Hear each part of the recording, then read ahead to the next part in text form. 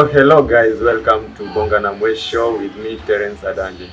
So today we have our honorable here with me, and we want to talk about his political ambition, political journey, and moreover we want to talk about his leadership in politics.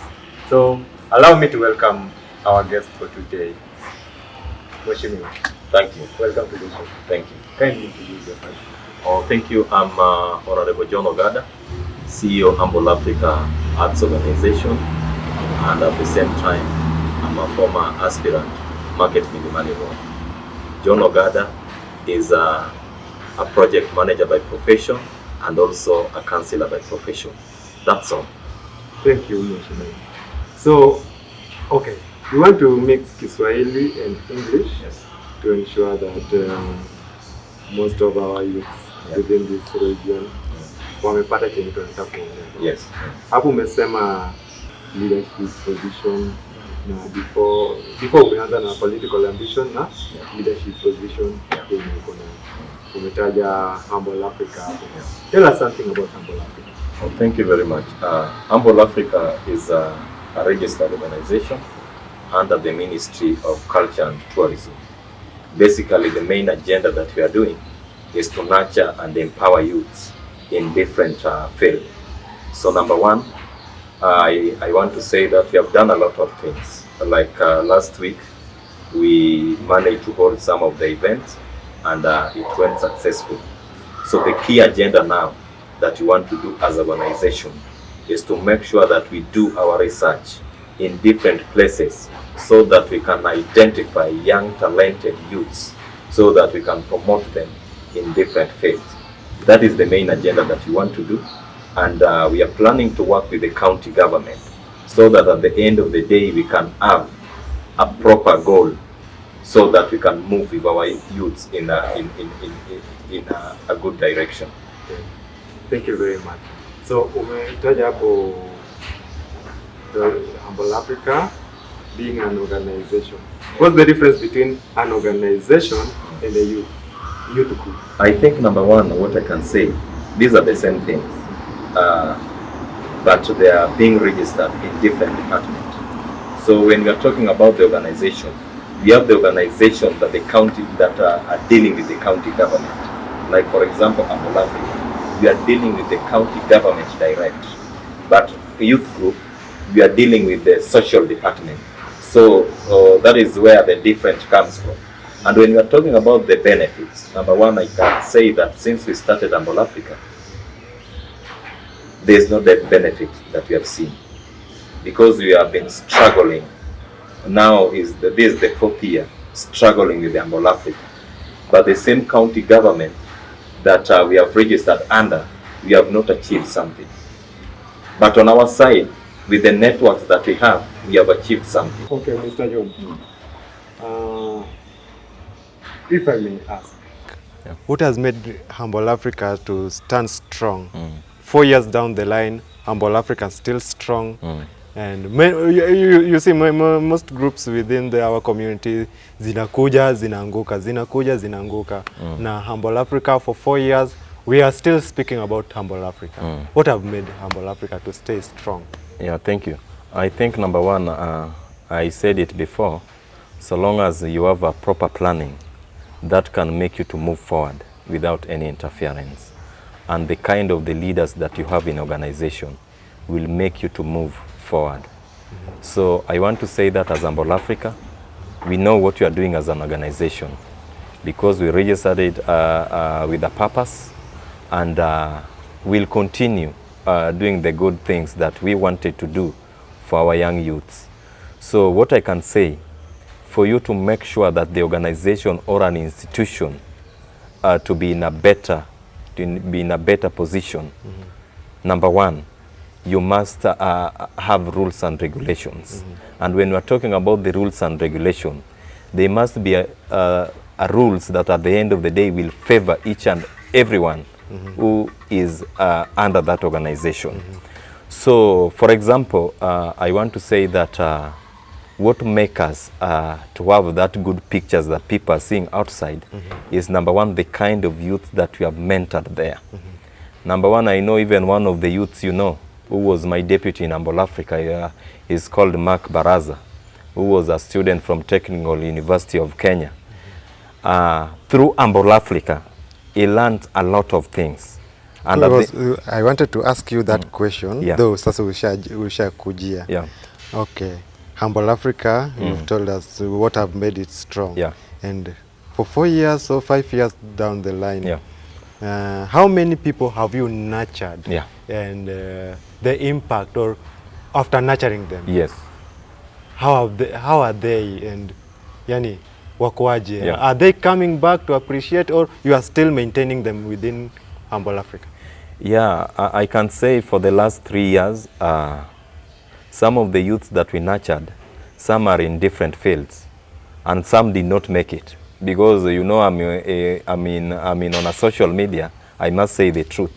Because you can have even 20 people, but at the end of the day, only 2 or 3 can be somewhere, based on the rules and the regulations which were there.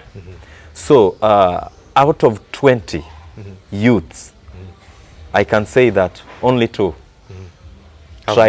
tried to be somewhere as we speak. And I said one of them was Mark Baraza, who is a student from Technical University of Kenya. And now is a journalist by profession.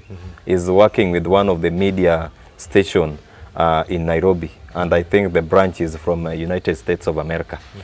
You have asked me something after doing the empowerment. Have they come back to say, thank you for what you did? Yes, I want to say that in the last event, the same young boy that I'm talking about here today, he managed to sponsor the last event. That means that it was an achievement on our side as an organization, and at the same time, it was an achievement to the young gentleman. So I think we have done well as an organization. Okay. Yeah. Thank you. Now we are moving another step. Your political journey. Yeah. Humble Africa and being MCA. Yeah. Okay. What made you felt like you want to vie for Milimani MCA? Okay, I think that is a good question, and I think I'm in a position to answer that. You know, leadership starts with responsibility, and when I was acting as the CEO of Humble Africa, I did a lot of things, and the same youths are the youths that decided to come to me and say, Mr. John, now you are supposed to be our leader, not in the organization, but at the county level. So I decided, because the youth say that, okay, you are supposed to lead us, let me try for the position of the MCA. So I was one of the aspirants. I did my best. And I normally say that I was the winner. I did not lose the election. If you did not lose. Yeah. But you are the winner. I was position 1 oh, yeah, okay. in that election. Okay. We will come to that. Yeah. Okay. Now, youth in politics. Yeah. Before we enter into that politics, youth in politics. Most people wanasema like youths wakiingia kwa politics, there are many perception that mara youths wataribu nini uniliona Gen Z. Yeah. Yeah. What about your take? What I can say about youth into politics, we still have a long way to go, because we don't know what we want. Yeah. Where people will call Gen Z? No, I'll not talk about that, because you know no, let's just talk about it. Gen Z, and you know what they were aiming at. Yeah. Yeah. We had many things coming in. Yeah. Wakafanya vitu zao juu walikuwa nataka haki zao. Yeah. Were you there? When you are talking about the Gen Z thing, tulikuwa na wewe ukipiga ukirusha mawe. I'm coming to that nini. I'm coming to that question. When you are talking about Gen Z thing, we are fighting for our right. Meaning you are there. I was there. Okay, yeah. We can now proceed. So, what I'm trying to say as a leader, when you are fighting for something as a youth, we are supposed to be united. But because you have touched the issue dealing with the Gen Z thing during that rioting, as young youths, we still don't know what we want as young leaders. Because in 2022, I was one of the youngest youth, maybe in Kisumu County, who was vying as an MCA. But at the end of the day, we did not achieve what we wanted. Because these big leaders, they know how to divide and rule. And they manage it. For example, when I was campaigning in 2022, as a youth, I became the national youth leader of Upya Party, which was in the Azimio. And most of the people, even my voters, they knew very well that John Ogada will be elected as the MC of Market Milimani. But at the end of the day, we did not make it. Why? Because as youths, we are not united. But if we can say that as youth, we want to work together as a team, then we can achieve this position that we want, from the governor up to MCA. You have said very well. Yeah. Youth still don't know what they want. Yeah. But they are vying like you. Yes. You are also youth. Yeah. Yeah? But they are vying for this seat. Yeah. Is it time for them to vie, or they should just wait, waongoje waone wale watu bado wasome politics bado, or we don't have time to learn, because we normally say youths are the leaders of tomorrow. And tomorrow is not tomorrow, it's today. So the only thing that we're supposed to do as youths, we are supposed to be united. Then we work as a team. If you want to be an MC of a certain ward, then let us come together. Let us work together so that we can get what we want. Balancing Humble Africa. Yeah. And during your political journey, during the time you are campaigning, how are you balancing them? Yeah, I think that's another good question, because the same people that was campaigning for me are the same people that I delegated duties to them. Did Upya finance your politics? Or was it? Yeah, like people always say that for you to be an MCA or any political, whenever you want to be in any political seat, lazima utoe, yani, okay, bado kutoa kitu, but like, you must use cash. Yeah. Who was financing that campaign? Isema tu ukweli mbele ya watu. I want to say, because I'm in social media, and maybe some of the people who helped me during campaign, they are going to watch this clip. They are watching. Number one, I want to say that Upya did not finance our campaign. Hi. Mr. John. That is nothing but the truth. Upya did not finance our campaign. Because when I was vying as an MCA, and this is what I want to talk about, so people can know, because one day you will say that you want to vie as an MCA so that you can be funded. Upya did not finance yes. But you are in Azimio. I was in Azimio. Yeah. You are kupata kitu? No.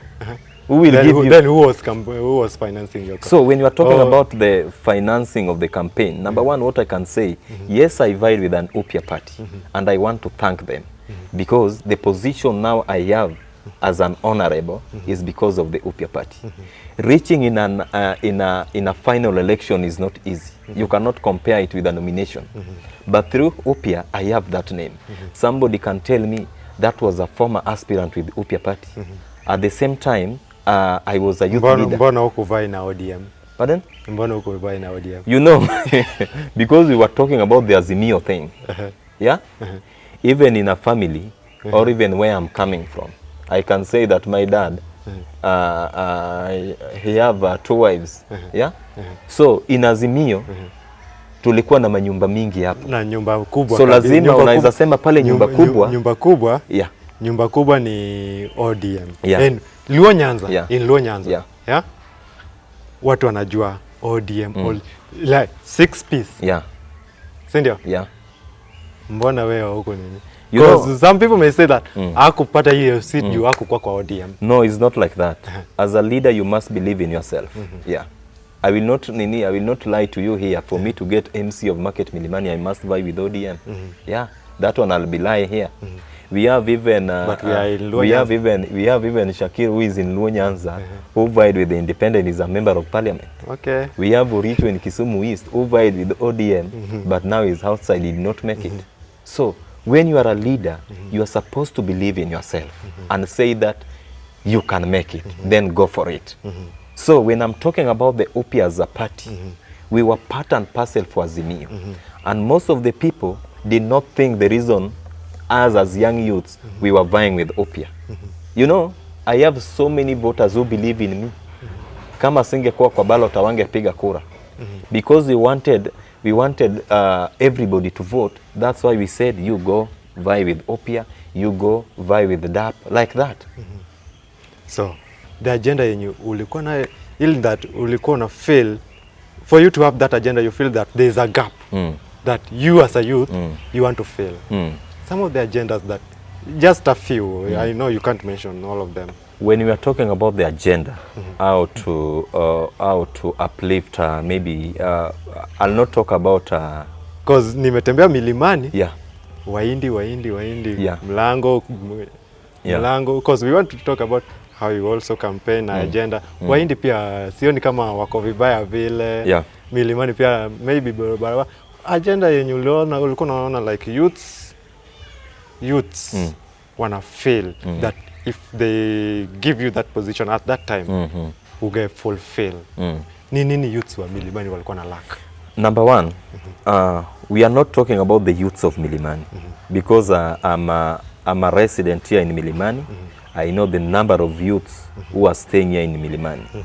Most of the youths who are voting in Milimani, some are coming from Nyalenda B ward, some are coming from Nyalenda A, some are coming even from Kondele. So during my campaign, I was walking in different wards. Some people were seeing me in Migosi because I knew some of the voters are coming from that side. When we are talking about the agenda during that time, my main agenda was youth empowerment. That's why I started Humble Africa, to nurture and empower these youths. And when I'm talking about youth empowerment, if you go to the Ministry of Youths, we have some of the amount which has been allocated for the youths and the women. They are there. But the regime that we have now cannot even think about even the agendas that can help the youths that we have even in our wards. The only thing that he will do is squander the public resources. So what I can say, that I was the best candidate during that time with good agenda. And I was the only aspirant who is staying in the same ward that I was vying for. Meaning But the rest were outsiders. The rest are outsiders. So the voters really did a mistake, a very big mistake. And they are regretting up to now. Okay, the regret. Now, you are the only aspirant coming from? Yeah. Who is staying here, who is sleeping here? We are here. coming to that. Yeah. Now, OPIA. You are in OPIA. Yeah. You are not in ODM. Tell us something about OPIA. What's so unique about OPIA? I think number one, I said when I was joining OPIA, I was the only youth from Nyanza region. But at the moment I entered there, I was elected as the youngest youth leader, not within Kisumu County, but Kenya as a whole. I was the one representing the youths. But at the end of the day, I said, okay, I'm a youth, I'm there alone. Let me talk to some of the youths that I know who want to vie, who want to be in a leadership position. That's why if you go to Nyalenda A, you will find Tony Olwatch. I'm the one who bring him to Hopia. If you go to Migosi ward, the same. If you go to Manyata B, the same. If you go to Miwani ward, the same. If you go to Chemelil Tamu ward, the same. Mimi ndio niliwaleta kwa Hopia. And during my campaign, ungeniona kwa hizo maward kama na campaign. Are you still in OPIA? I'm not in OPIA. Okay, let's just proceed. We are coming to that. Continue. I'm not in OPIA. I'm in another political party. Yeah. Okay, let's just proceed na hiyo mambo na OPIA. Yeah. Because people have been saying like, yeah, ulikuwa tuchukua pictures na watu wakubwa and they were saying like, oh maybe hapa ndio unapata your finance. And you are right now you are saying OPIA did not finance. Yes. My major question bado nilikuwa nauliza, who financed you? Yeah, that is a good question. Yeah. John is a businessman financing his own business. That's a good question. You know, when you are campaigning, you will get so many people who are interested with what you are doing. And I have a friend from Australia. He's called Moses Saudi. He was one of financier. Give credit where it was. And I think he really helped me a lot. And I normally say during my campaign, Moses Saudi really helped me. I have another friend from US. Kumbe wewe ulikuwa so hiyo ndio chenye watu wanataka. When people saw the post that John is coming, ask John, finance yake imetoka wapi? ODM upya, people were asking that. Ni kuulize, so they really wanted to know that. Kumbe wewe ni for yes, we have Moses Saudi campaign na dollars. We have Moses Saudi from US. We have Moses Saudi from Australia. We have Benson Okello from US. I have my sister who was campaigning, who was one of the financier. She's based in US. She's called Caroline. That was even one of my the people who are funding me during election. And I will never forget my friend Grant Obunga was in charge in all the posters that you people were seeing. I know Grant. After this, tell Grant I'm looking for him. Thank you. Okay. Now, you are not in OPIA. You are now in another political party. Yes. Tell us something about that and which political party is this? I'm happy to say that the political party that I'm talking about here today, I'm the founder of that political party. In short, it's called ELAP. In full, is called Economic Liberation Alliance. This is a new political party that is still under registration, and I know by January I'm going to campaign all over to popularize that political party, the Economic Liberation Alliance. We have different people in that political party. We have my friend Hassan Kula from Mandera County, Dennis Moinde from Kisii County.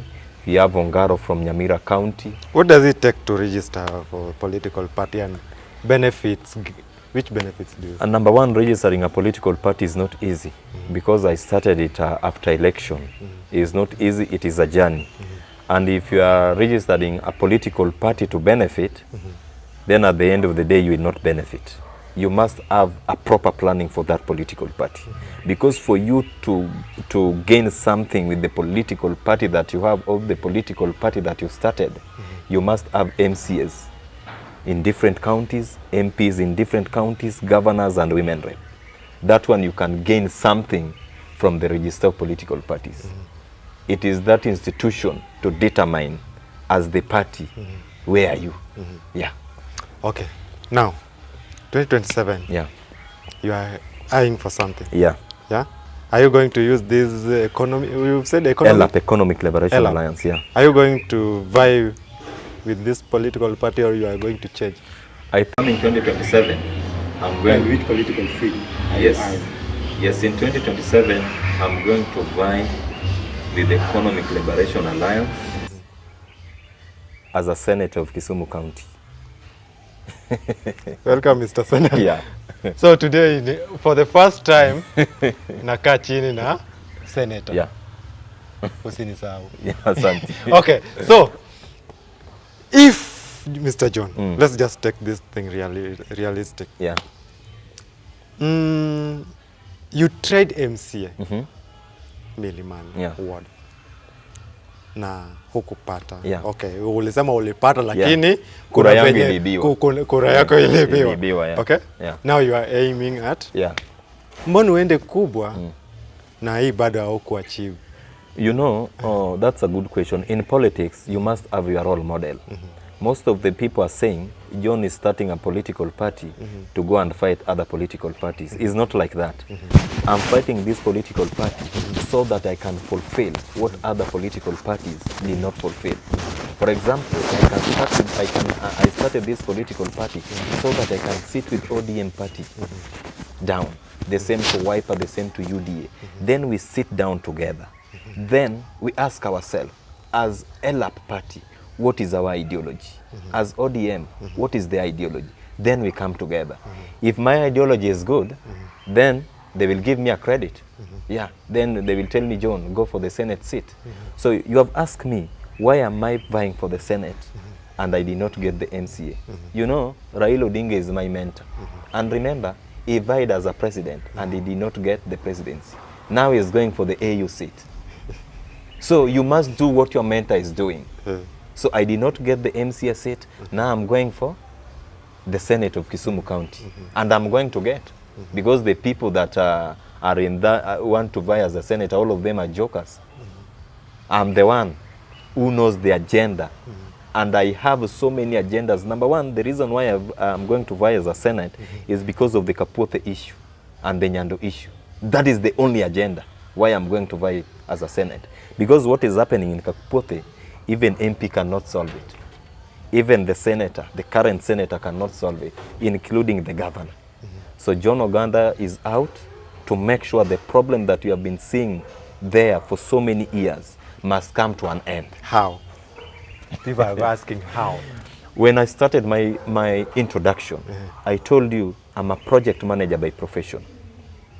And I normally do a lot of things. For example, and I'm not even going to say what I'm going to do in Kapote, because one of my competitor will take these points that I'm saying here so that he can go and spread outside there doing the campaign. I'm the one who will make sure anything that can make the people of Kapote